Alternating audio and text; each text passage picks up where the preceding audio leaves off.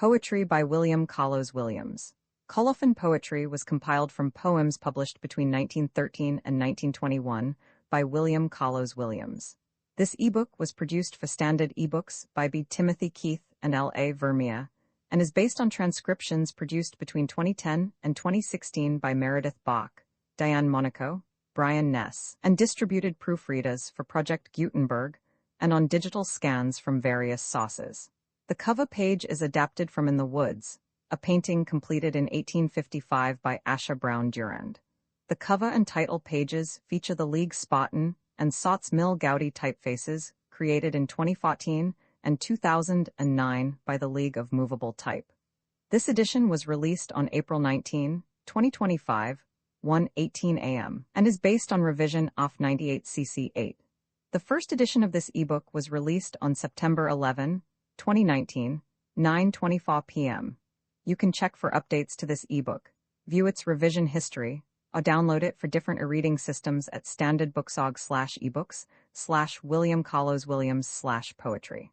The volunteer-driven Standard eBooks project relies on readers like you to submit typos, corrections, and other improvements. Anyone can contribute at Standard Booksorg. Imprint this ebook is the product of many hours of hard work by volunteers for Standard eBooks, and builds on the hard work of other literature lovers made possible by the public domain.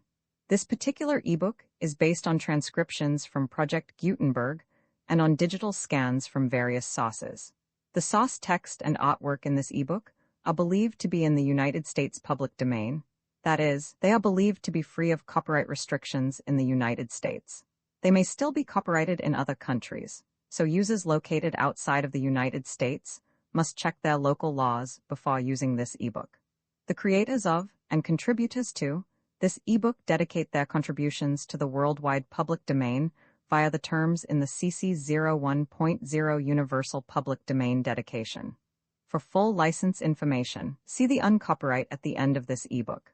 Standard eBooks is a volunteer-driven project that produces ebook editions of public domain literature using modern typography, technology, and editorial standards, and distributes them free of cost. You can download this and other ebooks carefully produced for true book lovers at Standard Booksorg. Peace on earth, the archer is wake, the swan is flying. Gold against blue, an arrow is lying. There is hunting in heaven, sleep safe till tomorrow. The bears are abroad. The eagle is screaming. Gold against blue, their eyes are gleaming. Sleep, sleep safe till tomorrow. The sisters lie with their arms intertwining. Gold against blue, their hair is shining. The serpent writhes, Orion is listening. Gold against blue, his sword is glistening. Sleep, there is hunting in heaven. Sleep safe till tomorrow. Postlude, now that I have cooled to you, let there be gold of tarnished masonry. Temples soothed by the sun to ruin that sleep utterly. Give me hand for the dances, ripples at Fala, in and out, and lips, my lesbian, wallflowers that once were flame. Your hair is my Carthage and my arms the bow, and our words arrows to shoot the stars who from that misty sea swam to destroy us. But you there beside me, oh, how shall I defy you? Who wound me in the night with breasts shining like Venus and like Mars. The night that is shouting Jason when the loud eaves rattle, as with waves above me blew at the prow of my desire. First praise lady of dusk wood fastnesses, thou art my lady. I have known the crisp splintering leaf tread with thee on before, white, slender through green saplings. I have lain by thee on the grey forest floor beside thee, my lady. Lady of rivers strewn with stones, only thou art my lady. Where thousand the freshets are crowded like peasants to a fair, clear-skinned, wild from seclusion, they jostle white-armed down the tent-boarded thoroughfare, praising my lady. Homage, Elvira, by love's grace there goeth before you a clear radiance which maketh all vain souls candles when noon is. The loud clangor of pretenders melteth before you like the roll of carts passing, but you come silently, and homage is given. Now the little bypath which leadeth to love is again joyful with its many, and the great highway from love is without passes. The fool's song, I tried to put a bird in a cage. O fool that I am, for the bird was truth.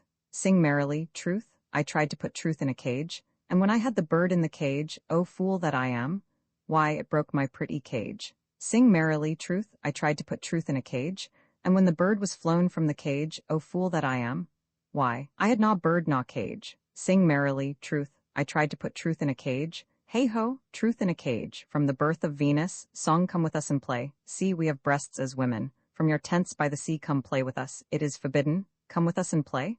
Lo, bare, straight legs in the water, by our boats we stay, then swimming away come to us. It is forbidden, come with us and play, see we are tall as women. Our eyes are keen, our hair is bright, our voices speak outright, we revel in the sea's green. Come play, it is forbidden. Immortal, yes, there is one thing braver than all flowers, richer than clear gems, wider than the sky, immortal and unchangeable, whose powers transcend reason, love, and sanity. And thou, beloved, art that godly thing. Marvelous and terrible, in glance an injured Juno roused against heaven's king, and thy name, lovely one, is ignorance. Mezzo fate, take that, damn you and that, and here's a rose to make it right again. God knows I'm sorry, Grace, but then, it's not my fault if you will be a cat. And after song so art thou broken in upon me, Apollo, through a splendor of purple garments, held by the yellow-haired Clymene to clothe the white of thy shoulders, bare from the day's leaping of horses. This is strange to me, here in the modern twilight. Crude lament, mother of flames, the men that went a-hunting are asleep in the snow drifts. You have kept the fire burning. Crooked fingers that pull fuel from among the wet leaves, mother of flames, you have kept the fire burning. The young wives have fallen asleep with wet hair, weeping, mother of flames. The young men raise the heavy spears and are gone prowling in the darkness. O mother of flames, you who have kept the fire burning. Lo, I am helpless. Would God they had taken me with them? The ordeal, O crimson salamander, because of love's whims sacred, swim the winding flame predestined to disman him and bring our fellow home to us again. Swim in with watery fang, gnaw out and drown the fire roots that circle him until the hellflower dies down and he comes home again. I bring him home, O crimson salamander, that I may see he is unchanged with burning. Then have your will with him, O crimson salamander. The death of Franco of Cologne. His prophecy of Beethoven, it is useless, good woman, useless. The spark fails me. God, yet when the might of it all assails me it seems impossible that I cannot do it. Yet I cannot. They were right, and they all knew it years ago, but I, never, I have persisted blindly, they say, and now I am old. I have resisted everything, but now the strife's ended. The fire's out, the old cloak has been mended for the last time, the soul peers through its tatters. Put a light by and leave me, nothing more matters now, I am done, I am at last well broken. Yet, by God, I'll still leave them a token that they'll swear it was no dead man writ it. A morsel that they'll mock well the day they bit it, that there'll be sand between their gross teeth to crunch yet when Goodman Gabriel blows his concluding trumpet. Leave me? And now, little black eyes, come you out here? Ah, you've given me a lively, lasting bout, year after year to win you round me, darlings. Precious children, little gambolers. Fallings they might have called you once, kneelings I call you now. I, first of all the yearlings upon this plain, for I it was that taught you out of chaos. It was I bore you. Ah, you little children that go playing over the 5-barred gate, and will still be straying spite of all that I have ever told you of counterpoint and cadence which does not hold you. No more than chains will for this or that strange reason, but you're always at some new loving treason to be away from me, laughing, mocking, witlessly, perhaps, but for all that forever knocking at this stanchion door of your poor father's heart till, oh, well at least you've shown that you can grow well however much you evade me faster. But black eyes, some day you'll get a master, for he will come, he must come. And when he finishes and the burning dust from his wheels settles, what shall men see then? You, my own lovely children, I, all of you thus with hands together playing on the hill or there in a tether, or running free, but all mine, I, my very namesakes shall be his proper fame's stakes, and he shall lead you, and he shall mead you, and he shall build you gold palaces, and he shall wine you from clear chalices, for I have seen it. I have seen it written where the world clouds screen it from other eyes over the bronze gates of paradise. Potent red cradle of the night, in you the dusky child sleeps fast till his might shall be piled sinew on sinew. Red cradle of the night, the dusky child sleeping sits upright. Lo, how the winds blow now. He pillows back, the winds are again mild. When he stretches his arms out, red cradle of the night, the alarms shout from bare tree to tree, wild and afrite. Mighty shall he be, red cradle of the night, the dusky child. Con brio miserly is the best description of that poor fool who holds Lancelot to have been a morose fellow, dolefully brooding over the events which had naturally to follow the high time of his deed with Guinevere. He has a sick historical sight, if I judge rightly, to believe any such thing as that ever occurred. But by the god of blood, what else is it that has deterred us all from an out-and-out defiance of fear, but this same perdurable miserliness, which cries about our necks how we shall have less and less than we have now, if we spend too wantonly? Bah, this sort of slither is below contempt. In the same vein, we should have apple trees exempt from bearing anything but pink blossoms all the year, fixed permanent lest their bellies wax unseemly, and the dear innocent days of them be wasted quite. How can we have less? Have we not the deed? Launcelot thought little, spent his gold and rode to fight mounted, if God was willing, on a good steed. Ad infinitum still I bring flowers, although you fling them at my feet, until none stays that is not struck across with wounds. Flowers and flowers that you may break them utterly as you have always done. Sure happily I still bring flowers, flowers, knowing how all are crumpled in your praise, and may not live to speak a lesser thing. Translations from the Spanish. El romancero, I, although you do your best to regard me with an air seeming offended, never can you deny, when all's ended, calm eyes, that you did regard me. However much you're at pains to offend me, by which I may suffer, what offense is there can make up for the great good he finds who attains you? For though with mortal fear you reward me, until my sorry sense is plenished, never can you deny, when all's ended, calm eyes, that you did regard me. Thinking thus to dismay me, you beheld me with disdain, but instead of destroying the gain, in fact with doubled good you paid me. For though you show them how hardly they keep off from leniency bended, never can you deny, when all's ended, calm eyes, that you did regard me. Roman 2 Ah, little green eyes, ah, little eyes of mine, ah, heaven be willing that you think of me somewise.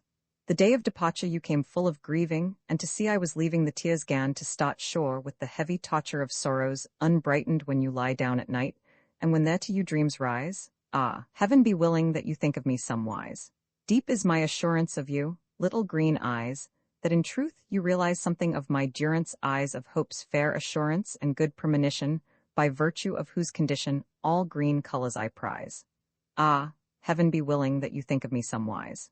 Would God I might know you to which quot abended, and why comprehended when sighings overflow you, and if you must go through some certain despair, for that you lose his care who was faithful always. Ah, heaven be willing that you think of me these days. Through never a moment I've known how to live lest all my thoughts but as one pressed you wad for their concernment. May God send chastisement if in this I belie me, and if it truth be my own little green eyes. Ah, heaven be willing that you think of me somewise. Roman 3 Poplars of the meadow, fountains of Madrid, now I am absent from you all, a slandering me. Each of you is telling how evil my chance is the wind among the branches, the fountains in their welling to every one telling you were happy to see. Now I am absent from you all, a slandering me. With good right, I may wonder for that at my lost leaving the plants with sighs heaving, and the waters in tears were. That you played double, never thought I this could be, now I am absent from you all, a slandering me. They're full in your presence music you sought to waken, later I'm forsaken since you aware of my absence. God, wilt thou give me patience here while suffer I ye, now I am absent from you all, a slandering me. Roman 4 The day draweth nearer, and morrow ends our meeting, ere they take thee sleeping be up, away my treasure. Soft, leave her breasts all unheeded, far hence though the master still remaineth, for soon up till our earth regaineth the sun all embraces dividing. Enner grew pleasure all unimpeded, Enner was delight lest passion won, and to the wise man the fit occasion has not yet refused a full measure, be up, away my treasure. If that my love thy bosom inflameth with honest purpose and just intention, to free me from my soul's contention give over joys the day shameth.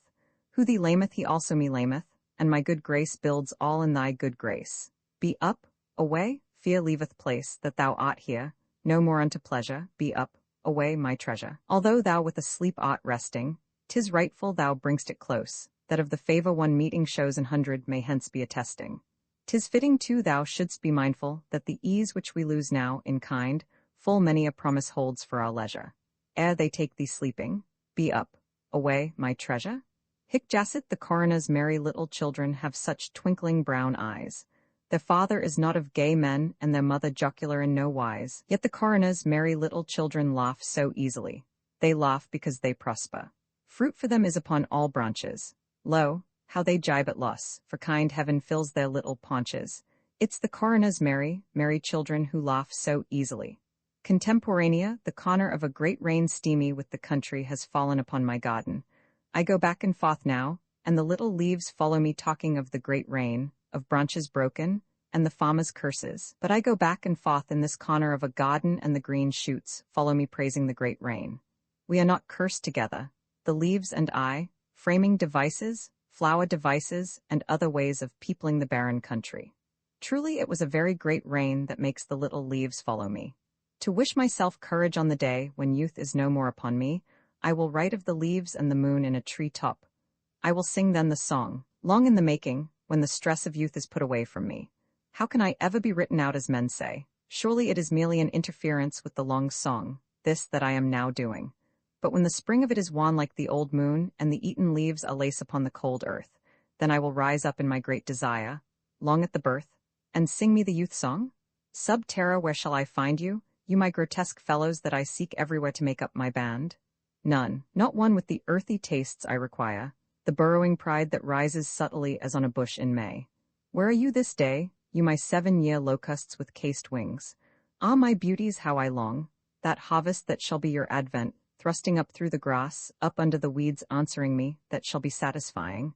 The light shall leap and snap that day, as with a million lashes.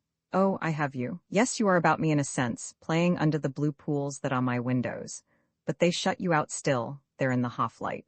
For the simple truth is that though I see you clear enough, you are not there. It is not that, it is you I want. God, if I could fathom the guts of shadows, you to come with me poking into Negro houses with their gloom and smell, in among children leaping around a dead dog, mimicking onto the lawns of the rich, you, to go with me a-tiptoe, head down unto heaven, nostrils lipping the wind. Pastoral when I was younger it was plain to me, I must make something of myself. Older now, I walk back streets admiring the houses of the very poor, roof out of line with sides, the yards cluttered with old chicken wire, ashes, furniture gone wrong. The fences and outhouses built of barrel staves and pots of boxes, all, if I am fortunate, smeared a bluish green that properly weathered pleases me best of all colors. No one will believe this of vast import to the nation. Chicory and daisies, I lift your flowers on bitter stems chicory, lift them up out of the scotched ground, bear no foliage but give yourself wholly to that. Strain under them you bitter stems that no beast eats and scorn grayness, into the heat with them. Cool, luxuriant, sky blue, the earth cracks and is shriveled up, the wind moans piteously, the sky goes out if you should fail. Roman 2, I saw a child with daisies for weaving into the hair tear the stems with her teeth. Metric figure, there is a bird in the poplars. It is the sun, the leaves a little yellow fish swimming in the river. The bird skims above them, day is on his wings. Phoebus, it is he that is making the great gleam among the poplars. It is his singing outshines the noise of leaves clashing in the wind. Woman walking in a bleak cloud of purple smoke across a milky silhouette of house sides and tiny trees. A little village, that ends in a saw edge of mist-covered trees on a sheet of gray sky. To the right, jutting in, a dark crimson corner of roof. To the left, half a tree. What a blessing it is to see you in the street again. Powerful woman, coming with swinging haunches, breasts straight forward, supple shoulders, full arms and strong, soft hands, I've felt them, carrying the heavy basket. I might well see you oftener, and for a different reason than the fresh eggs you bring us so regularly. Yes, you, young as I, with bony brows, kind gray eyes and a kind mouth, you walking out toward me from that dead hillside. I might well see you oftener. Gulls, my townspeople, beyond in the great world, are many with whom it were far more profitable for me to live than here with you. These were about me calling, and for my own part I answer them, loud as I can. But they being free, pass, I remain, therefore listen, for you will not soon have another singer. First I say this, you have seen the strange birds, have you not, that sometimes rest upon our river in winter? Let them cause you to think well then of the storms that drive many to shelter. These things do not happen without reason. And the next thing I say is this. I saw an eagle once circling against the clouds over one of our principal churches. Easter, it was a beautiful day. 3 gulls came from above the river and crossed slowly seaward. Oh, I know you have your own hymns, I have heard them. And because I knew they invoked some great protector, I could not be angry with you, no matter how much they outraged true music. You see, it is not necessary for us to leap at each other, and as I told you, in the end the gulls moved seaward very quietly. Appeal you who are so mighty, crimson salamander, hear me once more. I lay among the half-burned sticks at the edge of the fire. The fiend was creeping in. I felt the cold tips of fingers. O crimson salamander, give me one little flame, one, that I may bind it protectingly about the wrist of him that flung me here upon the very center. This is my song. In harbor surely there, among the great docks, is peace, my mind, there with the ships moored in the river. Go out, timid child, and snuggle in among the great ships talking so quietly. Maybe you will even fall asleep near them and be lifted into one of their laps, and in the morning, there is always the morning in which to remember it all. Of what are they gossiping? God knows. And God knows it matters little, for we cannot understand them. Yet it is certainly of the sea, of that there can be no question. It is a quiet sound. Rest, that's all I care for now. The smell of them will put us to sleep presently. Smell. It is the sea water mingling here into the river. At least so it seems. Perhaps it is something else. But what matter? The sea water. It is quiet and smooth here. How slowly they move, little by little trying the hawsers that drop and groan with their agony. Yes, it is certainly of the high sea they are talking. Winter sunset then, I raised my head and stared out over the blue February waste to the blue bank of hill with stars on it in strings and festoons. But above that, one opaque stone of a cloud just on the hill left and right as far as I could see, and above that a red streak, then icy blue sky. It was a fearful thing to come into a man's heart at that time, that stone over the little blinking stars they'd set there. Apology, why do I write today? The beauty of the terrible faces of our nonentities stirs me to it. Colored women day workers, old and experienced, returning home at dusk in cast-off clothing faces like old Florentine oak. Also, the set pieces of your faces stir me, lighting citizens, but not in the same way. Pastoral, the little sparrows hop ingenuously about the pavement, quarreling with sharp voices over those things that interest them. But we who are wiser shut ourselves in on either hand, and no one knows whether we think good or evil. Meanwhile, the old man who goes about gathering dog-lime walks in the gutter without looking up, and his tread is more majestic than that of the Episcopal minister approaching the pulpit of a Sunday. These things astonish me beyond words. Love-song daisies are broken petals, on news of the day stems lift to the grass tops, they catch on shoes pot in the middle leave root and leaves secure. Black branches carry square leaves to the wood's top. They hold firm break with a raw show the white.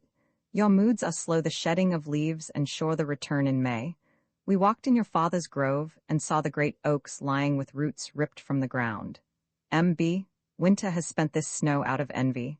But spring is here. He sits at the breakfast table in his yellow hair, and disdains even the sun walking outside in spangled slippers.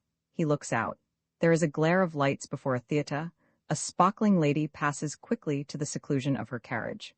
Presently under the dirty, wavy heaven of a borrowed room, he will make re-inhaled tobacco smoke his clouds and try them against the sky's limits. Tract, I will teach you, my townspeople, how to perform a funeral, for you have it over a troupe of artists. Unless one should scour the world, you have the ground sense necessary. See, the hearse leads. I begin with a design for a hearse. For Christ's sake, not black, nor white either, and not polished. Let it be weathered, like a farm wagon, with gilt wheels. This could be applied fresh at small expense, or no wheels at all, a rough dray to drag over the ground. Knock the glass out, my God, glass. My townspeople, for what purpose? Is it for the dead to look out, or for us to see how well he is housed, or to see the flowers or the lack of them, or what? To keep the rain and snow from him. He will have a heavier rain soon, pebbles and dirt and what not. Let there be no glass, and no upholstery few, and no little brass rollers and small easy wheels on the bottom. My townspeople, what are you thinking of? A rough plain hearse then with gilt wheels and no top at all. On this the coffin lies by its own weight. No wreaths, please, especially no hothouse flowers. Some common memento is better, something he prized and is known by his old clothes. A few books, perhaps, God knows what. You realize how we are about these things, my townspeople. Something will be found, anything, even flowers, if he had come to that. So much for the hearse. For heaven's sake, though, see to the driver. Take off the silk hat. In fact, that's no place at all for him. Up there unceremoniously dragging our friend out to his own dignity. Bring him down, bring him down. Low and inconspicuous? I'd not have him ride on the wagon at all, damn him. The undertaker's understrapper. Let him hold the reins and walk at the side, and inconspicuously too. Then briefly as to yourselves, walk behind as they do in France, 7th class, or if you ride hell, take curtains. Go with some show of inconvenience. Sit openly to the weather as to grief. Or do you think you can shut grief in? What, from us? We who have perhaps nothing to lose? Share with us, it will be money in your pockets. Go now, I think you are ready. Promenade, I well mind, here we have our little son beside us, a little diversion before breakfast. Come, we'll walk down the road till the bacon will be frying. We might better be idle. A poem might come of it. Oh, be useful. Save annoyance to Flossie, and besides, the wind, it's cold. It blows our old pants out, it makes us shiver, see the heavy trees shifting their weight before it. Let us be trees, an old house, a hill with grass on it. The baby's arms are blue. Come move, be quieted, Roman 2 so. We'll sit here now and throw pebbles into this water trickle. Splash the water up, splash it up, Sonny, laugh. Hit it there deep under the grass, see it splash, ah, mind, see it splash. It is alive. Throw pieces of broken leaves into it, they'll pass through. No, yes, just away now for the cows, but it's cold, it's getting dark, it's going to rain. No further, Roman 3 then a wreath, let's refresh something they used to write well of. 2 fern plumes, strip them to the midrib along one side, bind the tips with a grass stem, bend and intertwist the stalks at the back. So, ah, now we are crowned, now we are a poet. Quickly, a bunch of little flowers for Flossie. The little ones only, a red clover, 1 blue helal, a sprig of bone set, 1 primrose, a head of Indian tobacco, this magenta speck and this little lavender. Home now, my mind. Sonny's arms are icy, I tell you, and have breakfast? El Humber, it's a strange courage you give me, ancient star, shine alone in the sunrise toward which you lend no pot. Hero fool, put your adventures into those things which break ships, not female flesh. Let there pass over the mind the waters of 4 oceans, the airs of far skies. Return hollow-bellied, keen-eyed, hard, a simple scar or 2. Little girls will come bringing you roses for your buttonhole. Libertad, Igualdad, Fraternidad, you sullen pig of a man, you foss me into the mud with your stinking ashcot. Brother, if we were rich we'd stick our chests out and hold our heads high. It is dreams that have destroyed us. There is no more pride in hosses or in rein holding. We sit hunched together brooding our fate. Well, all things turn bitter in the end whether you choose the right or the left way, and dreams are not a bad thing. Kanthara, the old black man, showed me how he had been shocked in his youth by 6 women, dancing a set dance, stark naked below the skirts raised round their breasts, bellies flung, forward knees flying, while his gestures, against the tiled wall of the dingy bathroom, swished with ecstasy to the familiar music of his old emotion. Mujer, black Persian cat, was not your life already cursed with offspring? We took you for rest to that old Yankee farm, so lonely, and with so many field mice in the long grass, and you returned to us in this condition? Oh, black Persian cat. Summer song wonder a moon smiling a faintly ironical smile at this brilliant, dew-moistened summer morning, a detached sleepily indifferent smile, a wanderer's smile. If I should buy a shirt your color and put on a necktie sky blue, where would they carry me? Love songs sweep the house clean, hang fresh curtains in the windows, put on a new dress and come with me. The elm is scattering its little loaves of sweet smells from a white sky. Who shall hear of us in the time to come? Let him say there was a burst of fragrance from black branches. Foreign Otsabashev is a Russian. I am an American. Let us wonder, my townspeople, if Otsabashev tends his own fires as I do, gets himself cursed for the baby's failure to thrive, loosens windows for the woman who cleans his parlor. Or has he neat servants and a quiet library, an intellectual wife perhaps and no children, an apartment somewhere in a back street, or lives alone, or with his mother or sister? I wonder, my townspeople, if Otsabashev looks upon himself the more concernedly, or succeeds any better than I in laying the world. I wonder which is the bigger fool in his own mind. These are shining topics, my townspeople, but hardly of great moment. A prelude I know only the bare rocks of today. In these lies my brown seaweed, green quartz veins bent through the wet shale. In these lie my pools left by the tide, quiet, forgetting waves. On these stiffen white starfish. On these I slip barefooted. Whispers of the fishy air touch my body. Sisters, I say to them, history I a wind might blow a lotus petal over the pyramids, but not this wind. Summer is a dried leaf. Leaves stir this way then that on the baked asphalt, the wheels of motor cars rush over them, gas smells mingle with leaf smells. Oh, Sunday, day of worship. The steps to the museum are high. Worshippers pass in and out. Nobody comes here today. I come here to mingle faience dug from the tomb, turquoise-colored necklaces and belched wind from the stomach, delicately veined basins of agate, cracked and discolored, and the stink of stale urine. Enta, elbow in at the door, men, women, simpering, clay fetish faces counting through the turnstile. Ah, Roman 2, this sarcophagus contained the body of Urashnai, priestess to the goddess Mut, mother of all. Run your finger against this edge. Here went the chisel, and think of an arrogance endured 6,000 years without a flaw, but love is an oil to embalm the body. Love is a packet of spices, a strong-smelling liquid to be squirted into the thigh. No, love rubbed on a bald head will make hair, and after. Love is a lice coma, gnats on dung. The chisel is in your hand, the block is before you, cut as I shall dictate. This is the coffin of Urashnai, priestess to the sky goddess, built to endure forever. Carve the inside with the image of my death in little lines of figures 3 fingers high. Put a lid on it cut with mut bending over the earth, for my headpiece, and in the year to be chosen I will rouse. The lid shall be lifted and I will walk about the temple where they have rested me and eat the air of the place.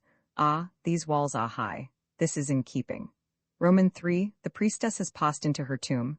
The stone has taken up her spirit, granite over flesh. Who will deny its advantages? Your death?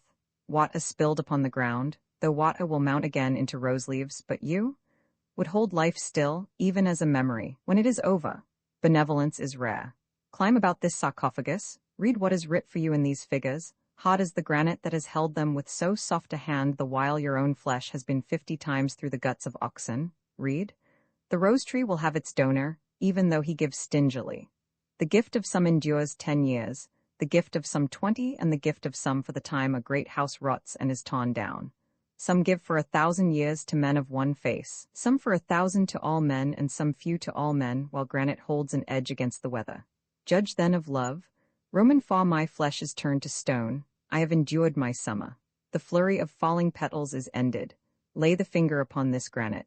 I was well desired and fully caressed by many lovers, but my flesh withered swiftly, and my heart was never satisfied. Lay your hands upon the granite as a lover lays his hand upon the thigh and upon the round breasts of her who is beside him. For now I will not wither. Now I have thrown off secrecy. Now I have walked naked into the street. Now I have scattered my heavy beauty in the open market. Here I am with head high and a burning heart, eagerly awaiting your caresses, whoever it may be, for granite is not harder than my love is open, runs loose among you. I arrogant against death. I who have endured, I won against the years. But it is 5 o'clock. Come, life is good, enjoy it. A walk in the park while the day lasts, I will go with you. Look, this northern scenery is not the Nile, but these benches, the yellow and purple dusk, the moon there, these tired people, the lights on the water, are not these Jews and Ethiopians? The world is young, surely? Young and colored like a girl that has come upon a lover. Will that do? Winter quiet limb to mouth with the bleached grass silver mist lies upon the backyards among the outhouses. The dwarf trees pirouette awkwardly to it, whirling round on one toe. The big tree smiles and glances upward. Tense with suppressed excitement, the fences watch where the ground has humped an aching shoulder for the ecstasy.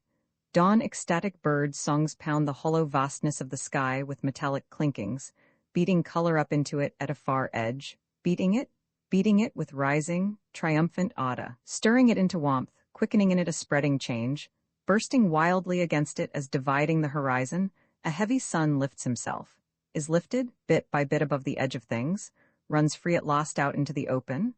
Lumbering glorified in full release upward, songs cease. Good night in brilliant gaslight, I turn the kitchen spigot and watch the water plash into the clean white sink. On the grooved drain board to one side is a glass filled with parsley, crisped green, waiting for the water to freshen. I glance at the spotless floor. A pair of rubber sandals lie side by side under the wall table. All is in order for the night. Waiting, with a glass in my hand, 3 girls in crimson satin pass close before me on the murmurous background of the crowded opera. It is memory playing the clown. 3 vague, meaningless girls full of smells and the rustling sound of cloth rubbing on cloth and little slippers on carpet.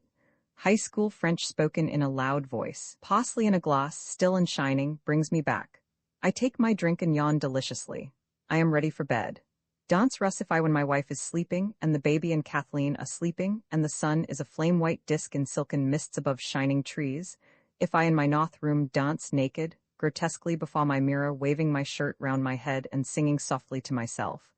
I am lonely, lonely. I was born to be lonely. I am best so. If I admire my arms, my face, my shoulders, flanks, buttocks against the yellow drawn shades, who shall say I am not the happy genius of my household? Portrait of a woman in bed, there's my things drying in the corner, that blue skirt joined to the gray shirt. I'm sick of trouble. Lift the covers if you want me, and you'll see the rest of my clothes, though it would be cold lying with nothing on. I won't work and I've got no cash. What are you going to do about it? And no jewelry, the crazy fools, but I've my 2 eyes and a smooth face, and here's this. Look, it's high, there's brains and blood in there, my name's Robitsa. Cossets can go to the devil, and draws along with them. What do I care, my 2 boys? They are keen, let the rich lady care for them. They'll beat the school, I'll let them go to the gutter. That ends trouble. This house is empty, isn't it? Then it's mine because I need it. Oh, I won't starve while there's the Bible to make them feed me. Try to help me if you want trouble, or leave me alone. That ends trouble. The county physician is a damned fool and you can go to hell. You could have closed the door when you came in. Do it when you go out. I'm tired. Virtue now? Why, whirlpools of orange and purple flame, feather twists of chrome on a green ground funneling down upon the steaming phallus head of the mad sun himself. Blackened crimson? Now? Why, it is the smile of her, the smell of her, the vulgar, inviting mouth of her. It is, oh, nothing new, nothing that lasts an eternity, nothing worth putting out to interest, nothing. But the fixing of an eye concretely upon emptiness? Come, here are cross-eyed men, a boy with a patch, men walking in their shirts, men in hats, dark men, a pale man with little black mustaches and a dirty white coat, fat men with pudgy faces, thin faces, crooked faces, slit eyes, gray eyes, black eyes, old men with dirty beards, men in vests with gold watch chains. Come, conquest dedicated to F.W. Hard, chilly colors, straw gray, frost gray, the gray of frozen ground, and you, O sun, close above the horizon. It is I holds you, half against the sky, half against a black tree trunk, icily resplendent. Lie there, blue city, mine at last, rimming the banked blue-gray and rise, indescribable smoky yellow into the overpowering white.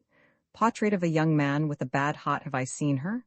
Only through the window across the street. If I go meeting her on the corner, some damned fool will go blabbing it to the old man, and she'll get hell. He's a queer old bastard. Every time he sees me, you'd think I wanted to kill him. But I figure it out it's best to let things stay as they are, for a while at least. It's hard giving up the thing you want most in the world, but with this damned pump of mine liable to give out. She's a good kid, and I'd hate to hurt her, but if she can get over it, it'd be the best thing. Caligegan dumb witness, would you? One more young man in the evening of his love hurrying to confession. Steps down a gutter, crosses a street, goes in at a doorway, opens for you, like some great flower. A room filled with lamplight. Or whirls himself obediently to the curl of a hill some wind-dancing afternoon. Lies for you in the futile darkness of a wall, sets stars dancing to the crack of a leaf. And leaning his head away, snuffs, secretly, the bit of powder from his thumb's hollow. Takes your blessing and goes home to bed. Witness instead, whether you like it or not, a dark vinegar-smelling place from which trickles the chuckle of beginning laughter. It strikes midnight. Smell. Oh, strong, ridged, and deeply hollowed nose of mine. What will you not be smelling? What tactless asses we are, you and I, bony nose, always indiscriminate, always unashamed, and now it is the souring flowers of the bedraggled poplars, a festering pulp on the wet earth beneath them. With what deep thirst we quicken our desires to that rank odor of a passing springtime. Can you not be decent? Can you not reserve your ardors for something less unlovely? What girl will care for us, do you think, if we continue in these ways? Must you taste everything? Must you know everything? Must you have a part in everything? Ballet, are you not weary? Great gold cross shining in the wind. Are you not weary of seeing the stars turning over you and the sun going to his rest, and you frozen with a great lie that leaves you rigid as a knight on a marble coffin? And you, higher still, Robin, untwisting a song from the bare top twigs, are you not weary of labor, even the labor of a song? Come down, join me, for I am lonely. First it will be a quiet pace to ease our stiffness, but as the west yellows you will be ready. Here in the middle of the roadway, we will fling ourselves round with dust lilies, till we abound in their twining stems. We will tear their flowers with arms flashing. And when the astonished stars push aside their curtains, they will see us fall exhausted, where wheels and the pounding feet of horses will crush forth our laughter. Sympathetic portrait of a child, the murderer's little daughter, who is barely 10 years old, jerks her shoulders right and left so as to catch a glimpse of me without turning round.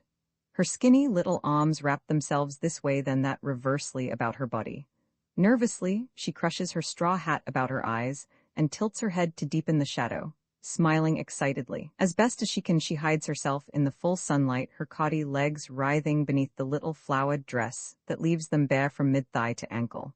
Why has she chosen me for the knife that dots along her smile? The ogre, sweet child, little girl with well-shaped legs, you cannot touch the thoughts I put over and under and around you. This is fortunate, for they would burn you to an ash otherwise. Your petals would be quite curled up. This is all beyond you, no doubt, yet you do feel the brushings of the fine needles. The tentative lines of your whole body prove it to me. So does your fear of me, your shyness. Likewise the toy baby cot that you are pushing. And besides, mother has begun to dress your hair in a knot. These are my excuses. Riposte love is like water or the air, my townspeople. It cleanses and dissipates evil gases. It is like poetry too, and for the same reasons. Love is so precious, my townspeople, that if I were you I would have it under lock and key. Like the air, or the Atlantic, or like poetry. The old men who have studied every leg show in the city, old men, cut from touch by the perfumed music. Polished or fleeced skulls that stand before the whole theater in silent attitudes of attention. Old men who have taken precedence over young men, and even over dark-faced husbands whose minds are astreet with arc lights. Solitary old men for whom we find no excuses. I bow my head in shame for those who malign you. Old men, the peaceful beer of impotence be yours. Pastoral if I say I have heard voices who will believe me. None has dipped his hand in the black waters of the sky, nor picked the yellow lilies that sway on their clear stems, and no tree has waited long enough nor still enough to touch fingers with the moon. I looked, and there were little frogs with puffed-out throats, singing in the slime. Spring strains in a tissue-thin monotone of blue-gray buds crowded erect with desire against the sky, tense blue-gray twigs slenderly anchoring them down, drawing them in, two blue-gray birds chasing a third struggle in circles, angles, swift convergings to a point that bursts instantly. Vibrant bowing limbs pull downward, sucking in the sky that bulges from behind, plastering itself against them in packed rifts, rock blue and dirty orange. But hold hard, rigid jointed trees, the blinding and red-edged sun blur, creeping energy, concentrated counterforce. Welds sky, buds, trees, rivets them in one puckering hold. Sticks through, pulls the whole counterpulling mass upward to the right, locks even the opaque, not yet defined ground in a terrific drag that is loosening the very taproots. On a tissue-thin monotone of blue-gray buds, two blue-gray birds, chasing a third, at full cry. Now they are flung outward and up, disappearing suddenly. Tree's crooked, black tree on your little gray-black hillock, ridiculously raised one step toward the infinite summits of the night. Even you, the few gray stars draw upward into a vague melody of harsh threads. Bent, as you are from straining against the bitter horizontals of a north wind, there below you, how easily the long yellow notes of poplars flow upward in a descending scale, each note secure in its own posture, singularly woven. All voices are blent willingly against the heaving contrabass of the dock, but you alone warp yourself passionately to one side in your eagerness. A portrait in grays, will it never be possible to separate you from your grayness? Must you be always sinking backward into your gray-brown landscapes, and trees always in the distance, always against a gray sky? Must I be always moving counter to you? Is there no place where we can be at peace together, and the motion of our drawing apart be altogether taken up? I see myself standing upon your shoulders touching a gray, broken sky, but you, weighted down with me, yet gripping my ankles, move laboriously on, where it is level and undisturbed by colors. Invitation, you who had the sense to choose me such a mother, you who had the indifference to create me, you who went to some pains to leave hands off me in the formative stages. I thank you most for that, perhaps, but you who with an iron head, first, fiercest, and with strongest love brutalized me into strength, old dewlap. I have reached the stage where I am teaching myself to laugh. Come on, take a walk with me. Divertimiento, miserable little woman in a brown coat. Quit whining. My hand for you. We'll skip down the tin cornices of Main Street, flicking the dull roofline with our toe tips. Hop clear of the bank. A pinwheel round the white flagpole. And I'll sing you the while a thing to split your sides about Johann Sebastian Bach, the father of music, who had 3 wives and 22 children. January morning sweet, I have discovered that most of the beauties of travel are due to the strange hours we keep to see them. The domes of the Church of the Paulist Fathers in Weehawken against a smoky dawn, the hot stirred, are beautiful as St. Peter's approached after years of anticipation. Roman 2, though the operation was postponed, I saw the tall probationers in their tan uniforms hurrying to breakfast. Roman 3, and from basement entries neatly coiffed, middle-aged gentlemen with orderly mustaches and well-brushed coats. Roman 4, and the sun, dipping into the avenues, streaking the tops of the irregular red houselets, and the gay shadows dropping and dropping. V, and a young hoss with a green bed quilt on his withers shaking his head, bared teeth and nozzle high in the air. VI, and a semicircle of dirt-colored men about a fire bursting from an old ash can. Roman 7, and the wan, blue car rails, like the sky, gleaming among the cobbles. Roman 8, and the rickety ferryboat Auden. What an object to be called Auden among the great piers on the ever-new river. Put me a touchstone at the wheel, white gulls, and we'll follow the ghost of the half-moon to the northwest passage, and through, at Albany, for all that. Roman 9 exquisite brown waves, long circlets of silver moving over you, enough with crumbling ice crusts among you. The sky has come down to you, lighter than tiny bubbles, face to face with you. His spirit is a white gull with delicate pink feet and a snowy breast for you to hold to your lips delicately. X the young doctor is dancing with happiness in the sparkling wind, alone at the prow of the ferry. He notices the curdy barnacles and broken ice crusts left at the slip space by the low tide, and thinks of summer and green shell, crusted ledges among the emerald eelgrass. Roman 11, who knows the Palisades, as I do knows the river breaks east from them above the city. But they continue south, under the sky, to bear a crest of little peering houses that brighten with dawn behind the moody water-loving giants of Manhattan. Roman 12, long yellow rushes bending above the white snow patches, purple and gold ribbon of the distant wood. What an angle you make with each other, as you lie there in contemplation. Roman 13, work hard all your young days and they'll find you too, some morning staring up under your chiffonier at its warped basswood bottom and your soul, out, among the little sparrows behind the shutter. Roman 14, and the flapping flags are at half-mast for the dead admiral. Roman 15, all this was for you, old woman. I wanted to write a poem that you would understand. For what good is it to me if you can't understand it? But you got to try hard. But, well, you know how the young girls run giggling on Park Avenue after dark when they ought to be home in bed. Well, that's the way it is with me somehow. To a solitary disciple, rather notice, mon cher, that the moon is tilted above the point of the steeple than that its color is shell pink.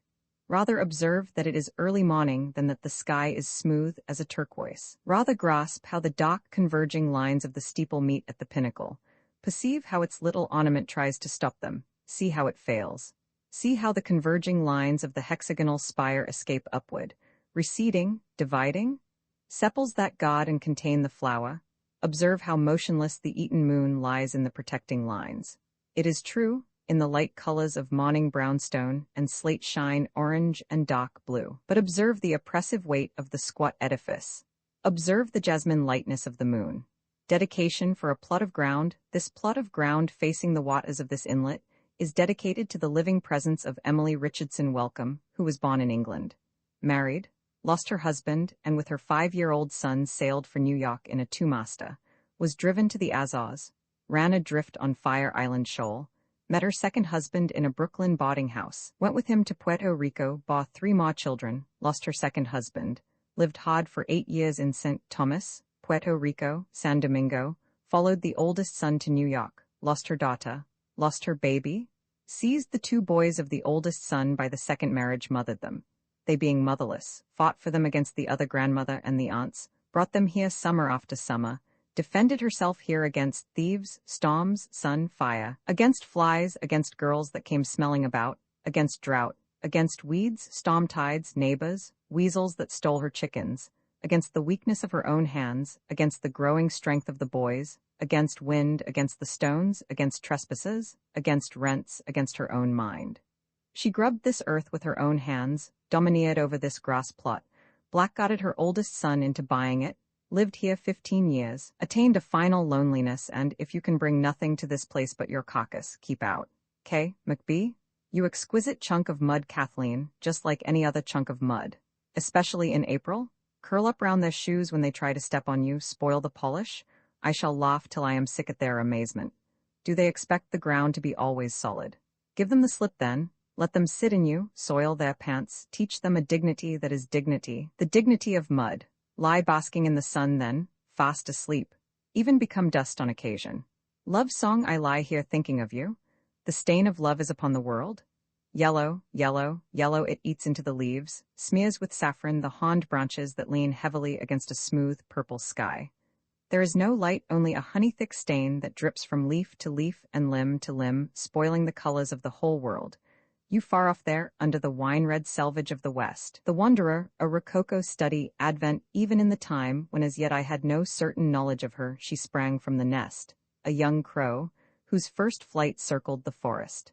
I know now how then she showed me her mind, reaching out to the horizon, she close above the treetops. I saw her eyes straining at the new distance, and as the woods fell from her flying likewise, they fell from me as I followed, so that I strongly guessed all that I must put from me to come through ready for the high causes.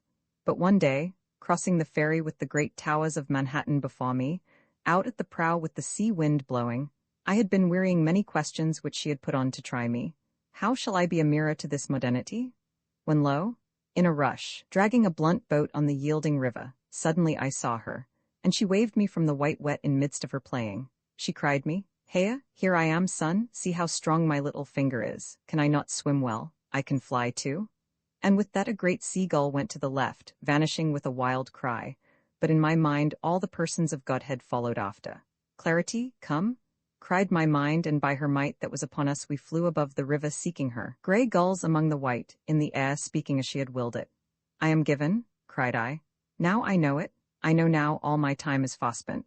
For me one face is all the world. For I have seen her at last this day, in whom age and age is united, indifferent, out of sequence, marvelously.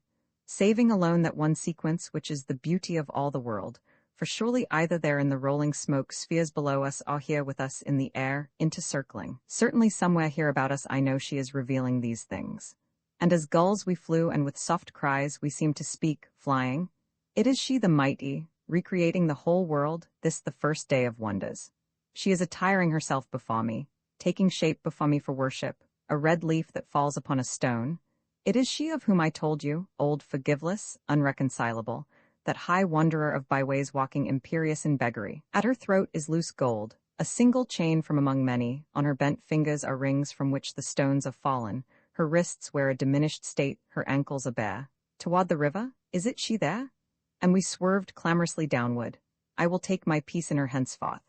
Broadway it was then she struck, from behind in mid-air, as with the edge of a great wing, and instantly down the mists of my eyes there came crowds walking, men as visions with expressionless, animate faces, empty men with shell-thin bodies jostling close above the gutter, hasting nowhere. And then for the first time I really saw her, really scented the sweat of her presence and fell back sickened, ominous, old, painted, with bright lips and lewd Jew's eyes, her might strapped in by a corset to give her age youth. Perfect in her will to be young, she had covered the Godhead to go beside me. Silent, her voice entered at my eyes, and my astonished thought followed her easily. Well, do their eyes shine, do their clothes fit? These live I tell you, old men with red cheeks, young men in gay suits, see them? Dogged, quivering, impassive. Well, are these the ones you envied? At which I answered her, "Marvelous old queen, grant me power to catch something of this day's air and sun into your service, that these toilers after peace and after pleasure may turn to you, worshippers at all hours." But she sniffed upon the words warily, yet I persisted, watching for an answer. "To you, horrible old woman, who know all fires out of the bodies of all men that walk with lust at heart.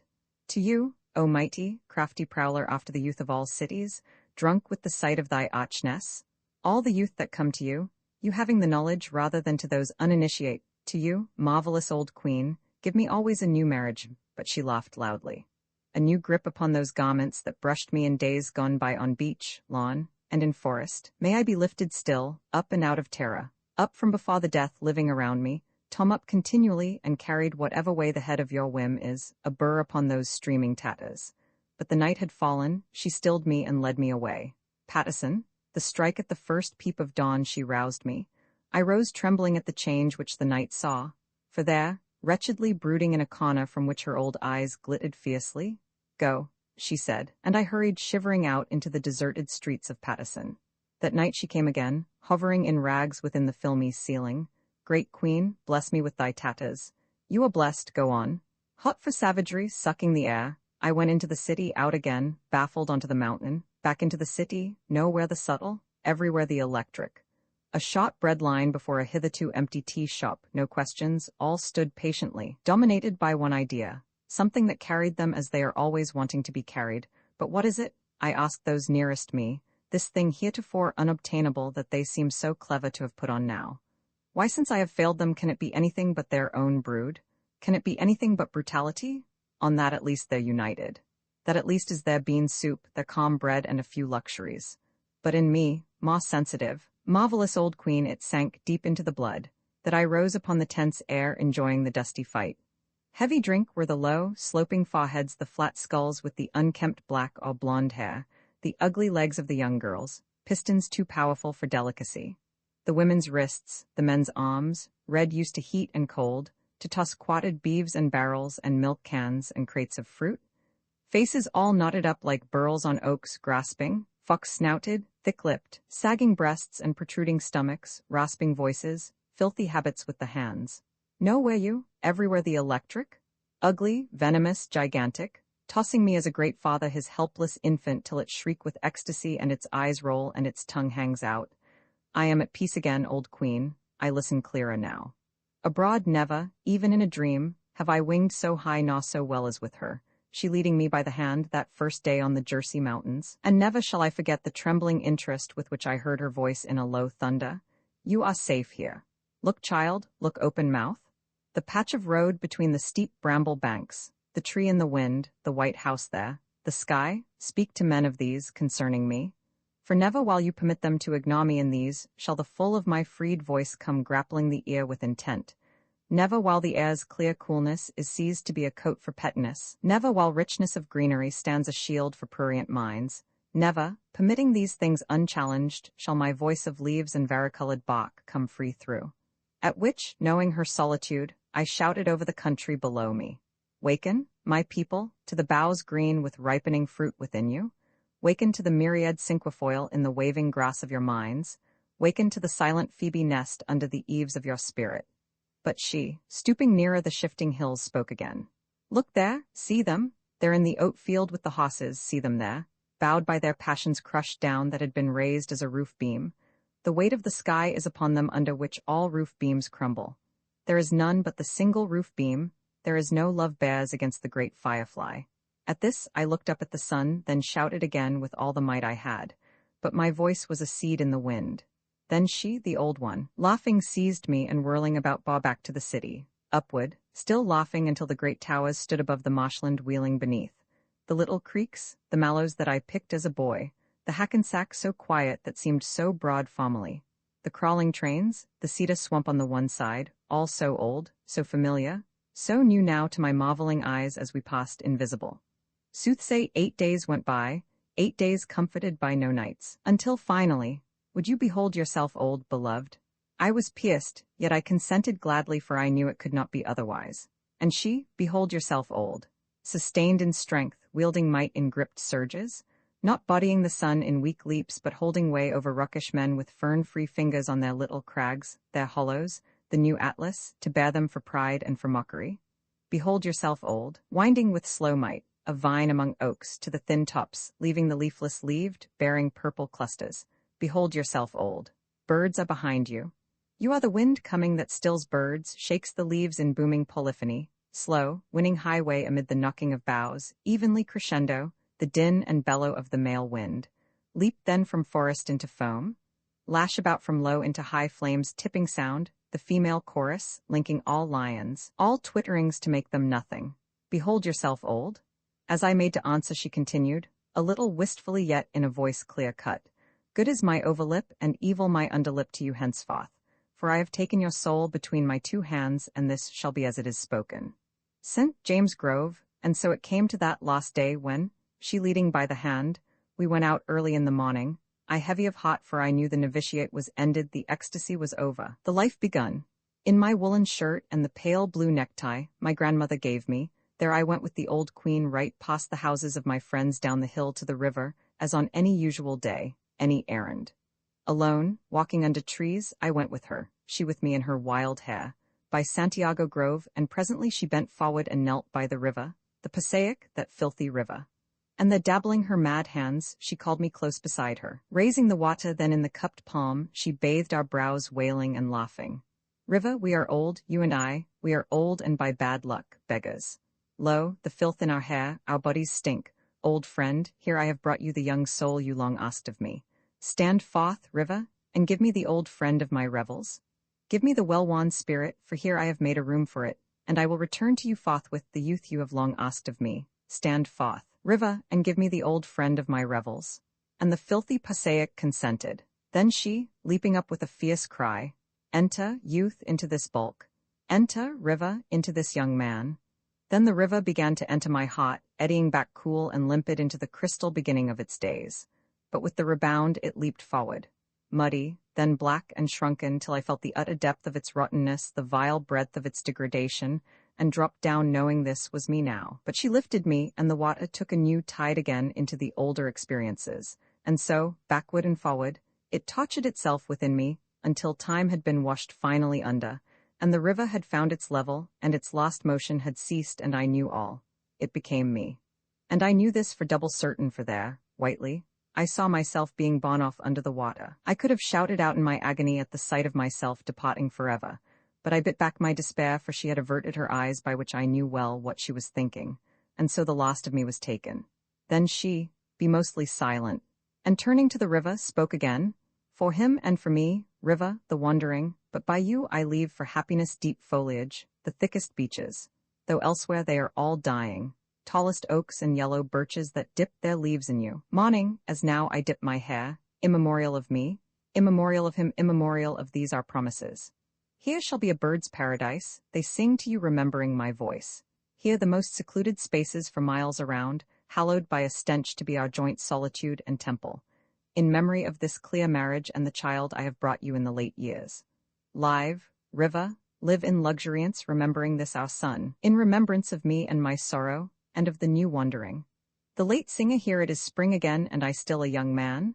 I am late at my singing. The sparrow with the black rain on his breast has been at his cadences for 2 weeks past. What is it that is dragging at my heart? The grass by the back door is stiff with sap. The old maples are opening their branches of brown and yellow moth flowers. A moon hangs in the blue in the early afternoons over the marshes. I am late at my singing. March winter is long in this climate, and spring, a matter of a few days only. A flower or two picked from mud or from among wet leaves, or at best against treacherous bitterness of wind, and sky shining teasingly, then closing in black and sudden, with fierce jaws.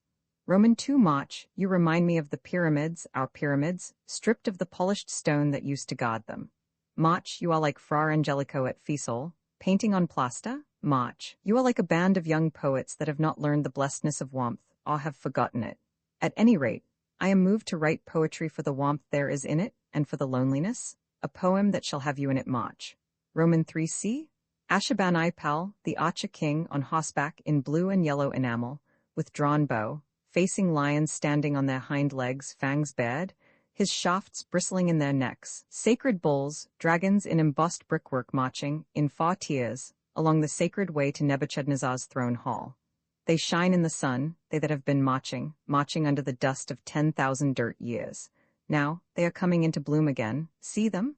Marching still, bared by the storms from my calendar, winds that blow back the sand, winds that enfilade dirt, winds that by strange craft have whipped up a black army that by pick and shovel bear a procession to the god Marduk, natives cursing and digging for pay, unearthed dragons with upright tails and sacred bulls alternately, in 4 tiers, lining the way to an old altar. Natives digging at old walls, digging me warmth, digging me sweet loneliness, high enameled walls. Roman for my 2nd spring, passed in a monastery with plaster walls, in Fiesole on the hill above Florence. My 2nd spring, painted a virgin, in a blue aureole sitting on a 3-legged stool, arms crossed, she is intently serious, and still watching an angel with colored wings half kneeling before her, and smiling, the angel's eyes holding the eyes of Mary as a snake's holds a bird's. On the ground there are flowers, trees are in leaf. But now for the battle, now for murder, now for the real thing. My 3rd springtime is approaching. Winds, lean, serious as a virgin, seeking the flowers of March. Seeking flowers nowhere to be found. They twine among the bare branches in insatiable eagerness. They whirl up the snow seeking under it, the winds, snake-like roar among yellow reeds seeking flowers. I spring among them seeking one flower in which to warm myself. I deride with all the ridicule of misery, my own starved misery. Countercutting winds strike against me, refreshing their fury. Come, good, cold fellows, have we no flowers? Defy then with even more desperation than ever, being lean and frozen. But though you are lean and frozen, think of the blue bulls of Babylon. Fling yourselves upon their empty roses, cut savagely. But think of the painted monastery at Fiesole.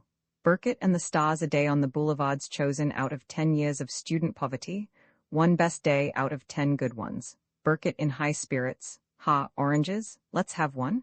And he made to snatch an orange from the vendor's cart. Now so clever was the deception, so nicely timed to the full sweep of certain wave summits, that the rumor of the thing has come down through 3 generations, which is relatively forever. A celebration a middle northern March, now as always, gusts from the south broken against cold winds, but from under, as if a slow hand lifted a tide, it moves, not into April, into a second March, the old skin of wind-clear scales dropping upon the mold. This is the shadow projects the tree upward, causing the sun to shine in his sphere. So we will put on our pink felt hat, new last year, newer this by virtue of brown eyes turning back the seasons, and let us walk to the orchid house, see the flowers, will take the prize tomorrow at the palace. Stop here, these are our oleanders. When they are in bloom, you would waste words. It is clearer to me than if the pink were on the branch. It would be a searching in a colored cloud to reveal that which now, huskless, shows the very reason for their being. And these the orange trees in blossom, no need to tell with this weight of perfume in the air. If it were not so dark in this shed, one could better see the white. It is that very perfume has drawn the darkness down among the leaves. Do I speak clearly enough? It is this darkness reveals that which darkness alone loosens and sets spinning on waxen wings, not the touch of a fingertip, not the motion of a sigh. A too heavy sweetness proves its own caretaker. And here are the orchids. Never having seen such gaiety, I will read these flowers for you. This is an odd January, died, in villain's time. Snow, this is and this the stain of a violet grew in that place the spring that foresaw its own doom. And this, a certain July from Iceland, a young woman of that place breathed it toward the south. It took root there. The color ran true, but the plant is small. This falling spray of snowflakes is a handful of dead Februaries prayed into flower by Rafael Arevalo Martinez of Guatemala. Here's that old friend who went by my side so many years, this full, fragile head of veined lavender. Oh, that April that we first went with our stiff lusts, leaving the city behind, out to the green hill. May, they said she was. A hand for all of us, this branch of blue butterflies tied to this stem. June is a yellow cup I'll not name, August the over-heavy one. And here are russet and shiny, all but March. And March, March, flowers are a tiresome pastime. One has a wish to shake them from their pot's root and stem, for the sun to gnaw, walk out again into the cold and saunter home to the fire. This day has blossomed long enough. I have wiped out the red night and lit a blaze instead, which will at least warm our hands and stir up the talk. I think we have kept fair time. Time is a green orchid. April, if you had come away with me into another state, we had been quiet together. But there the sun coming up out of the nothing beyond the lake was too low in the sky, there was too great a pushing against him, too much of sumac buds, pink in the head with the clear gum upon them, too many opening hots of lilac leaves, too many swollen limp poplar tassels on the bare branches. It was too strong in the air. I had no rest against that springtime. The pounding of the hoofs on the raw sods stayed with me half through the night. I awoke smiling but tired. A good night, go to sleep, though of course you will not, to tideless waves thundering slantwise against strong embankments, rattle and swish of spray dashed 30 feet high, caught by the lake wind, scattered and strewn broadcast in over the steady car rails. Sleep, sleep? Gulls' cries in a wind gust broken by the wind, calculating wings set above the field of waves breaking. Go to sleep to the lunge between foam crests, refuse churned in the recoil. Food, food, offal, offal, that holds them in the air, wave white for the one purpose, feather upon feather, the wild chill in their eyes, the hoarseness in their voices. Sleep, sleep, gentle-footed crowds are treading out your lullaby. Their arms nudge, they brush shoulders, hitch this way then that, mass and surge at the crossings, lullaby, lullaby.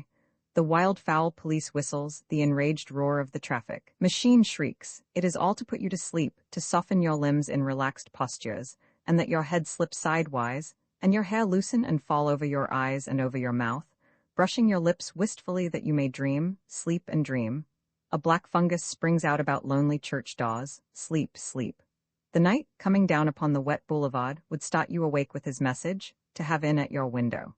Pay no heed to him. He storms at your sill with cooings, with gesticulations, curses. You will not let him in. He would keep you from sleeping. He would have you sit under your desk lamp brooding, pondering. He would have you slide out the drawer, take up the ornamented dagger and handle it. It is late, it is 1919, go to sleep. His cries are a lullaby. His jabbering is a sleep well my baby. He is a crack-brained messenger. The maid waking you in the morning when you are up and dressing. The rustle of your clothes as you raise them. It is the same tune. At table the cold, greenish, split grapefruit, its juice on the tongue, the clink of the spoon in your coffee, the toast odors say it over and over. The open street door lets in the breath of the morning wind from over the lake. The bus coming to a halt grinds from its sullen brakes, lullaby, lullaby. The crackle of a newspaper, the movement of the troubled coat beside you, sleep, sleep, sleep, sleep. It is the sting of snow, the burning liquor of the moonlight, the rush of rain in the gutters packed with dead leaves. Go to sleep, go to sleep. And the night passes, and never passes. Overture to a dance of locomotives, men with picked voices chant the names of cities in a huge gallery. Promises that pull through descending stairways to a deep rumbling. The rubbing feet of those coming to be carried quicken a gray pavement into soft light that rocks to and fro, under the domed ceiling, across and across from pale earth-colored walls of bare limestone. Covertly the hands of a great clock go round and round. Were they to move quickly and at once, the whole secret would be out, and the shuffling of all aunts be done forever. A leaning pyramid of sunlight, narrowing out at a high window, moves by the clock, discordant hands straining out from a center. Inevitable postures infinitely repeated Roman 2-2, 2-4, 2-8. Potters in red hats run on narrow platforms. This way, ma'am. Important not to take the wrong train. Lights from the concrete ceiling hang crooked but poised horizontal on glittering parallels, the dingy cylinders packed with a warm glow, inviting entry, pull against the hour. But brakes can hold a fixed posture till the whistle, not 2-8, not too far, 2, gliding windows, colored cooks sweating in a small kitchen. Taillights in time, 2 far, in time, 2-8, rivers are tunneled, trestles cross oozy swampland. Wheels repeating the same gesture remain relatively stationary. Rails forever parallel return on themselves infinitely. The dance is sure. Romance, modern tracks of rain and light linger in the spongy greens of a nature whose flickering mountain, bulging nearer, ebbing back into the sun, hollowing itself away to hold a lake, or brown stream rising and falling at the roadside, turning about, churning itself white, drawing green in over it, plunging glossy funnels fall, and the other world, the windshield a blunt barrier, talk to me. They would hear us. The backs of their heads facing us. The stream continues its motion of a hound running over rough ground. Trees vanish, reappear, vanish, detached dance of gnomes, as a talk-dodging remarks glows and fades. The unseen power of words. And now that a few of the moves are clear, the first desire is to fling oneself out at the side into the other dance, to other music. Peer Gynt. Rip Van Winkle, Diana. If I were young, I would try a new alignment, alight nimbly from the car, goodbye. Childhood companions linked 2 and 2 crisscross, 4, 3, 2, 1. Back into self, tentacles withdrawn. Feel about in warm self-flesh. Since childhood. Childhood is a toad in the garden, a happy toad. All toads are happy and belong in gardens. A toad to Diana, lean forward. Punch the steersman behind the ear. Twirl the wheel, over the edge, screams, crash the end. I sit above my head, a little removed, or a thin wash of rain on the roadway.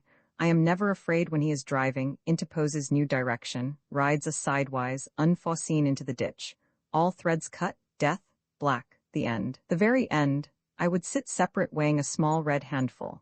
The dirt of these pots, sliding mists sheeting the alders against the touch of fingers creeping to mine. All stuff of the blind emotions. But stirred, the eye seizes for the first time, the eye awake. Anything, a dirt bank with green stars of scrawny weed flattened upon it under a weight of air, for the first time? Or a yawning depth, big, swim around in it, through it all directions and find vitreous seawater stuff. God, how I love you. Or, as I say, a plunge into the ditch. The end. I sit examining my red handful. Balancing this in and out. Love you? It's a fire in the blood, willy-nilly. It's the sun coming up in the morning. But it's the gray moon too, already up in the morning. You are slow. Men are not friends where it concerns a woman. Fighters, playfellows, white round thighs, youth, size. It's the fillip of novelty. It's mountains. Elephants humping along against the sky, indifferent to light, withdrawing its tattered shreds, worn out with embraces. It's the fillip of novelty. It's a fire in the blood. Oh, get a flannel shirt, white flannel or pongee. You'd look so well. I married you because I liked your nose. I wanted you. I wanted you in spite of all they'd say. Rain and light, mountain and rain, rain and river. Will you love me always? A car overturned and 2 crushed bodies under it. Always, always, and the white moon already up.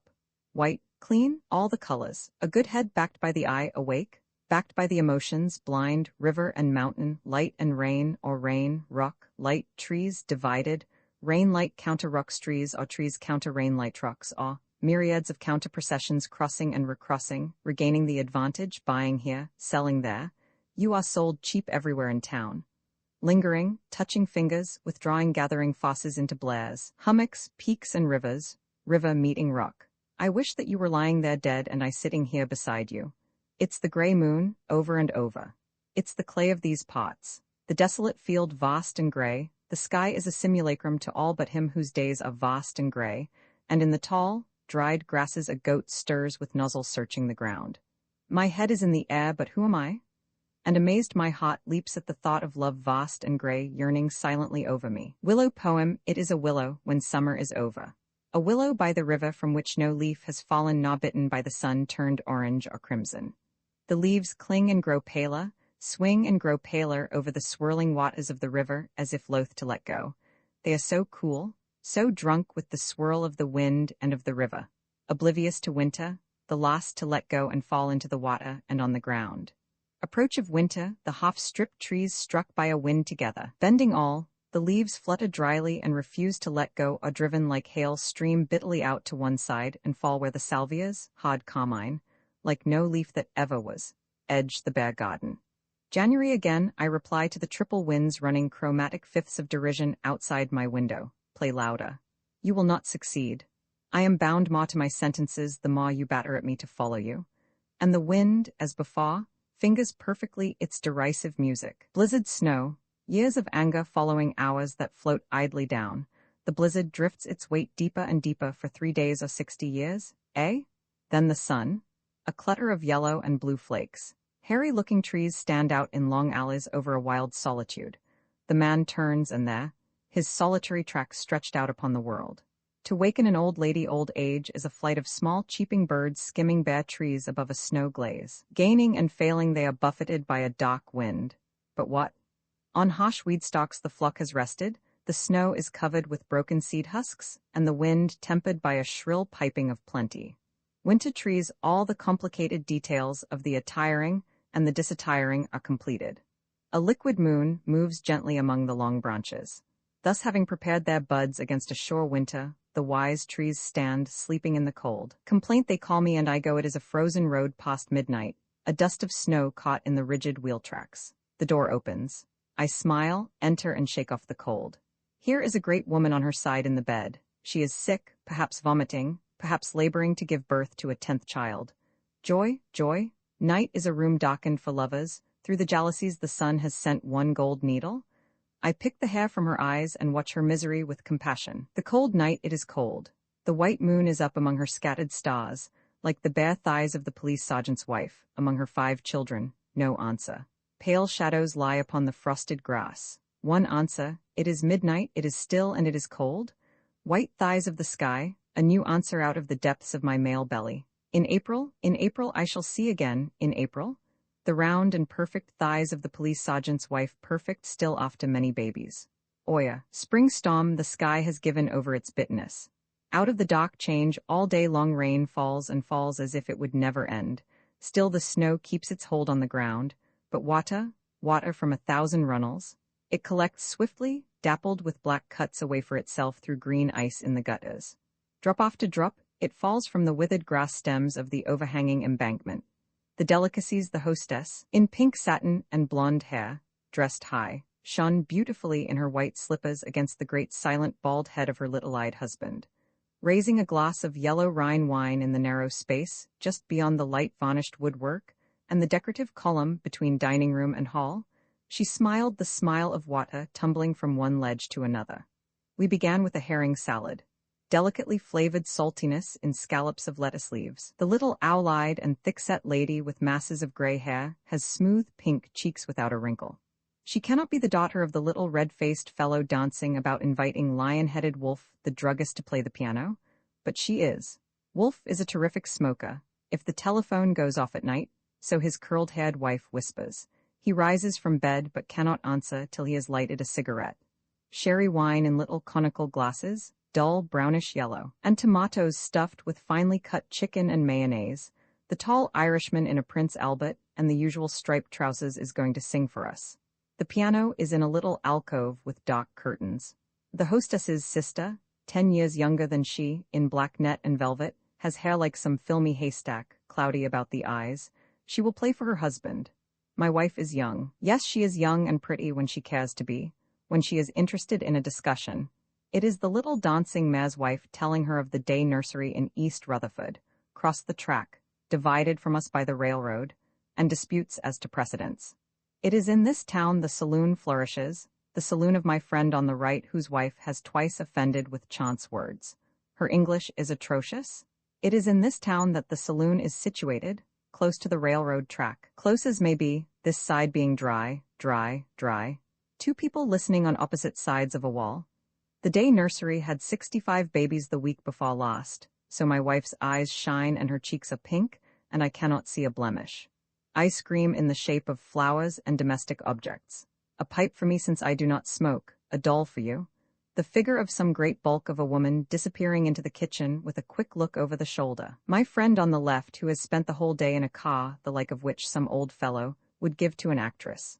Flower holders, mirrors, curtains, plush seats. My friend on the left who is chairman of the Streets Committee of the Town Council, and who has spent the whole day studying automobile fire engines in neighboring towns in view of purchase. My friend, at the Elks last week at the breaking up hymn, signaled for them to let Bill, a familiar friend of the saloon keeper, sing out all alone to the organ, and he did sing, Salts rolls, exquisite, and Rhine wine ad libitum.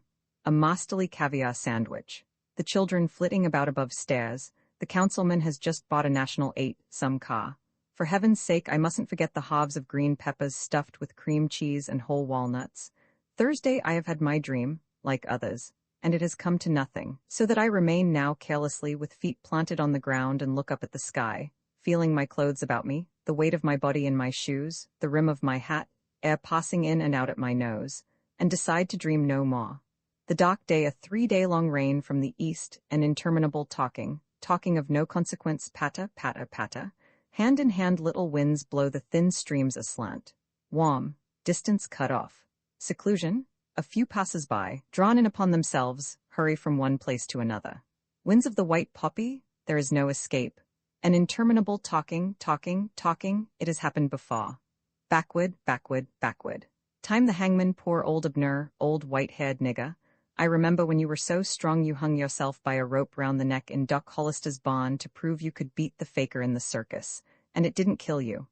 Now your face is in your hands, and your elbows are on your knees, and you are silent and broken. To a friend well, Lizzie Anderson, 17 men, and the baby hard to find a father for. What will the good Father in heaven say to the local judge if he do not solve this problem? A little two-pointed smile, and poof, the law is changed into a mouthful of phrases. The gentle man, I feel the caress of my own fingers on my own neck as I place my collar and think pityingly of the kind women I have known. The sowing wind, some leaves hang late, some fall before the first frost. So goes the tale of winter branches and old bones. Spring, o' my gray hairs, you are truly white as plum blossoms. Play subtle, clever brain, wiser than I am. By what devious means do you contrive to remain idle? Teach me, O master. Line's leaves are gray-green, the glass broken, bright green. The poor, by constantly tormenting them with reminders of the lice in their children's hair, the school physician first brought their hatred down on him, but by this familiarity they grew used to him, and so, at last, took him for their friend and adviser. Complete destruction. It was an icy day. We buried the cat, then took her box and set fire to it in the backyard. Those fleas that escaped earth and fire died by the cold. Memory of April, you say love is this, love is that. Poplar tassels, willow tendrils, the wind and the rain comb, tinkle and drip, branches drifting apart. Hog, love has not even visited this country. Epitaph, an old willow with hollow branches slowly swayed his few high bright tendrils and sang. Love is a young green willow shimmering at the bare wood's edge. Daisy the daysy hugging the earth in August. Spring is gone down in purple, weeds stand high in the con, the rain-beaten furrow is clotted with sorrel and crabgrass. The branches black under the heavy mass of the leaves. The sun is upon a slender green stem ribbed lengthwise. He lies on his back, it is a woman also. He regards his farmer majesty, and round the yellow centre, split and creviced and done into minute flowerheads, he sends out his 20 rays. A little, and the wind is among them to grow cool there. One turns the thing over in his hand and looks at it from the rear. Brown-edged, green and pointed scales armor his yellow. But turn and turn, the crisp petals remain brief, translucent, green fastened, barely touching at the edges, blades of limpid seashell. Primrose yellow, yellow, yellow, yellow, it is not a color. It is summer. It is the wind on a willow, the lap of waves, the shadow under a bush, a bird, a bluebird, 3 herons, a dead hawk rotting on a pole, clear yellow. It is a piece of blue paper in the grass or a 3 cluster of green walnuts swaying, children playing croquet or one boy fishing, a man swinging his pink fists as he walks. It is latest thumb. Forget-me-nots in the ditch, moss under the flange of the carriole, the wavy lines in split rock, a great oak tree. It is a disinclination to be 5 red petals or a rose. It is a cluster of bird's breast flowers on a red stem 6 feet high.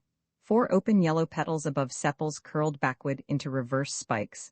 Tufts of purple grass spot the green meadow, and clouds the sky. Queen Anne's lace her body is not so white as anemone petals, nor so smooth, nor so remote a thing. It is a field of the wild carrot taking the field by force. The grass does not raise above it. Here is no question of whiteness, white as can be, with a purple mole at the center of each flower. Each flower is a handspan of her whiteness. Wherever his hand has lain there is a tiny purple blemish.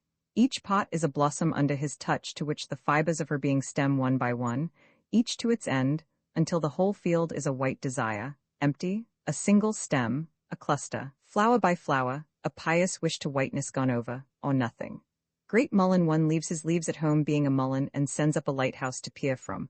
I will have my way yellow, a mast with a lantern, 1050, 100 smaller and smaller as they grow more. Liar, liar, liar, you come from her?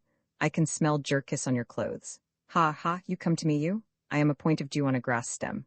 Why are you sending heat down on me from your lantern? You a cow dung, a dead stick with the bark off. She is squirting on us both. She has had her hand on you? Well, she has defiled me. Your leaves are dull, thick, and hairy. Every hair on my body will hold you off from me. You are a dung cake, bird lime on a fence rail. I love you, straight, yellow finger of God pointing to her. Liar, broken weed, dung cake, you have? I am a cricket waving his Antony, and you are high, gray, and straight. Ha, waiting when I am alone I am happy. The air is cool. The sky is flecked and splashed and wound with color. The crimson falloy of the sassafras leaves hang crowded before me in shoals on the heavy branches. When I reach my doorstep, I am greeted by the happy shrieks of my children, and my heart sinks. I am crushed. Are not my children as dear to me as falling leaves, or must one become stupid to grow older? It seems much as if sorrow had tripped up my heels. Let us see, let us see. What did I plan to say to her when it should happen to me as it has happened now? The hunter in the flashes and black shadows of July, the days, locked in each other's arms, seem still, so that squirrels and colored birds go about at ease over the branches and through the air. Where will a shoulder split or a forehead open and victory be? Nowhere. Both sides grow older.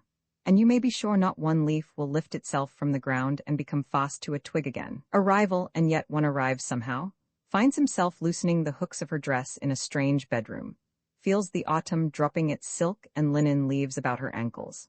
The tawdry veined body emerges twisted upon itself like a winter wind. To a friend concerning several ladies, you know, there is not much that I desire.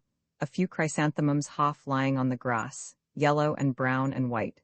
The talk of a few people, the trees, an expanse of dried leaves perhaps with ditches among them.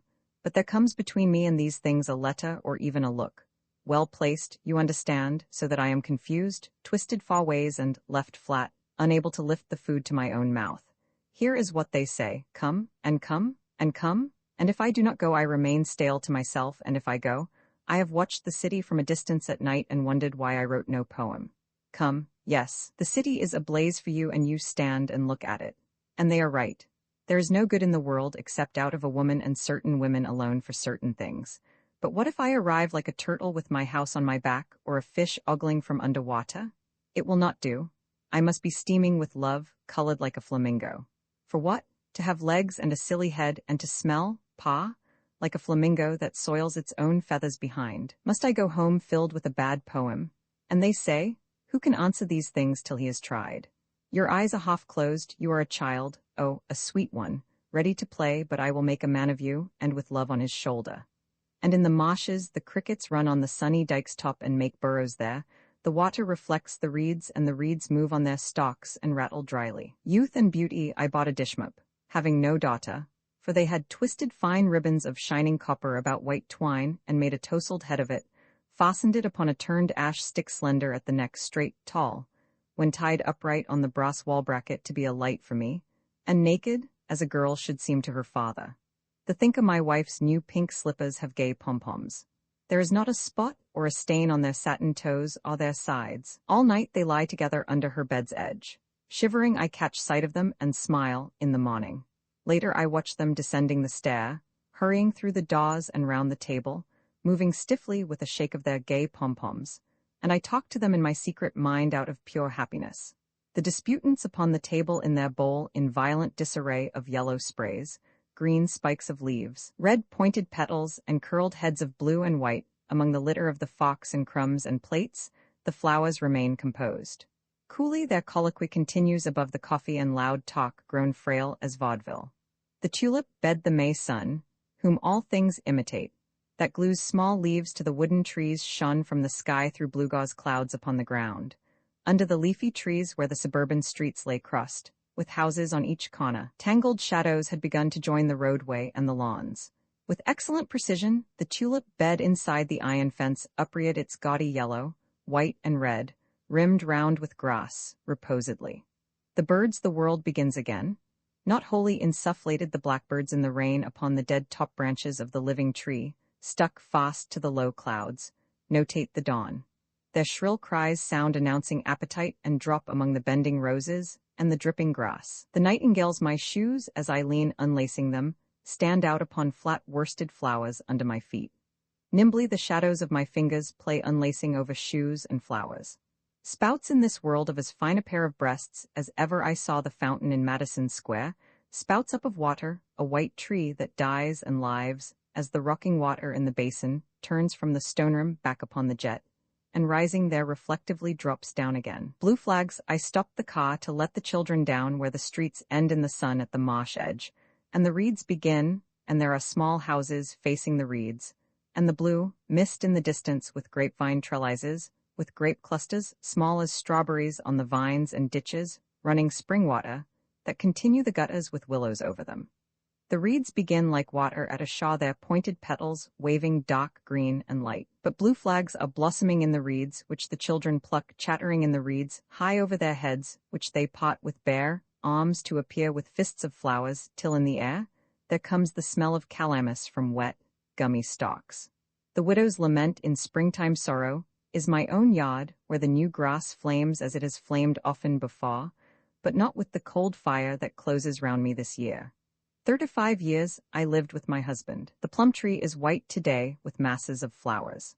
Masses of flowers load the cherry branches and color some bushes yellow and some red, but the grief in my heart is stronger than they, for though they were my joy formerly, today I notice them and turn away forgetting.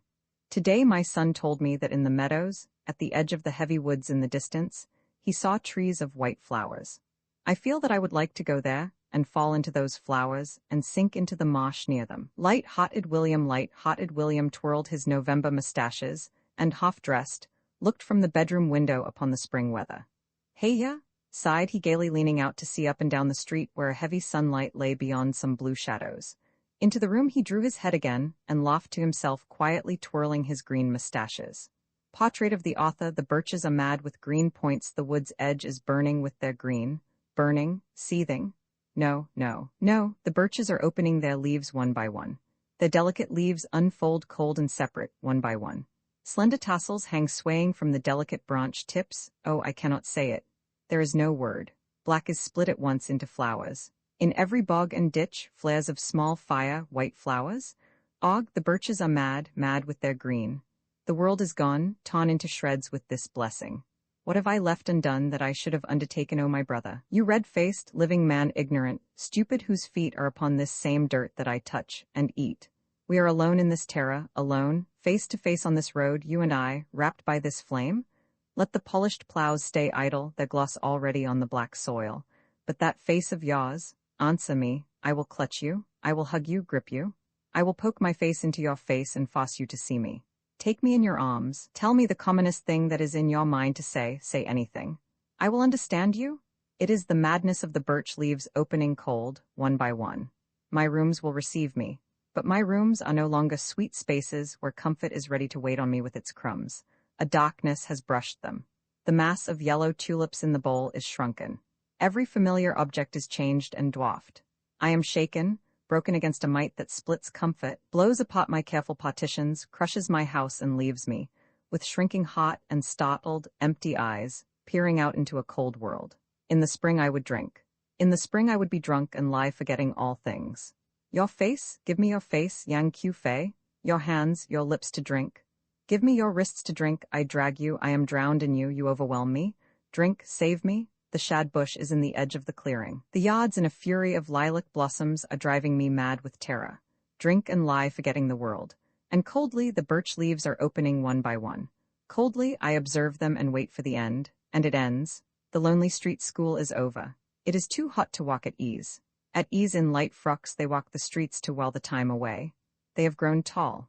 They hold pink flames in their right hands, in white from head to foot, with sidelong, idle look in yellow, floating stuff, black sash and stockings, touching their avid mouths with pink sugar on a stick, like a carnation each holds in her hand.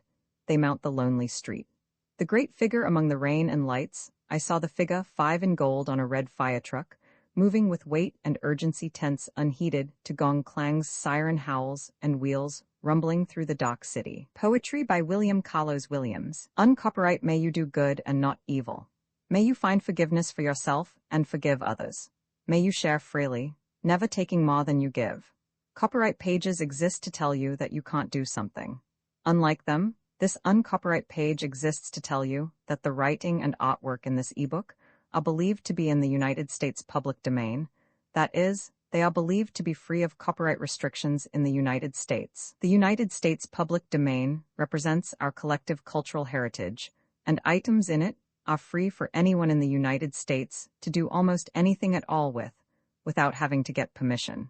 Copyright laws are different all over the world, and the source text or artwork in this ebook may still be copyrighted in other countries.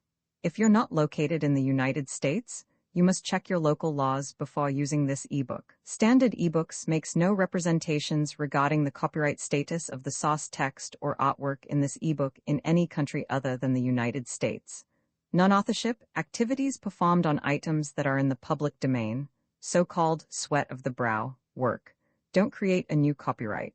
That means that nobody can claim a new copyright on an item that is in the public domain for, among other things, work like digitization, mock-up, or typography.